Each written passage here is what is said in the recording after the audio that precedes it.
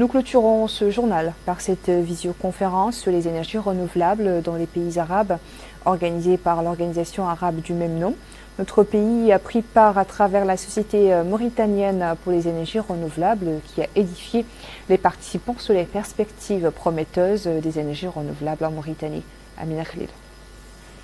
La réalité des énergies renouvelables dans les pays arabes dans un contexte marqué par la Covid-19. C'est le thème d'un atelier organisé à distance par la Commission arabe des énergies renouvelables. En marge de cette réunion, l'initiative du président de la République visant à développer la centrale de production de l'hydrogène vert était fortement présente au niveau des travaux de ce colloque. Surtout que notre pays compte exporter de l'hydrogène vert et ses dérives aux marchés internationaux. Lors de cet atelier, le président de l'Association mauritanienne des énergies renouvelables, M. Daoul Ibrahim, a expliqué que la Mauritanie jouit d'un privilège naturel lui permettant de jouer un rôle important et de se placer à la tête des pays producteurs des énergies renouvelables.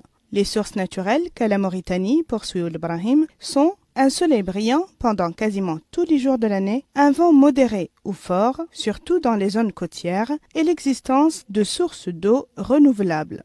Il a ajouté que l'accord signé entre notre pays et la société américaine CWP visant à construire une centrale d'hydrogène vert était une décision patriote par excellence. Une décision qui accordera à notre pays un changement réel dans la production de l'électricité et par conséquent sur le plan économique et développemental. Enfin, M. Daoul Ibrahim a affirmé que ce genre de macro-projet contribuera au renforcement de la valeur ajoutée locale et à la création de nouveaux secteurs économiques.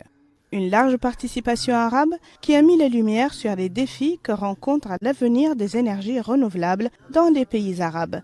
Les participants ont exprimé l'importance de recourir à l'expertise arabe dans ce domaine et de rentabiliser l'excédent d'énergie afin d'assurer l'approvisionnement en énergie renouvelable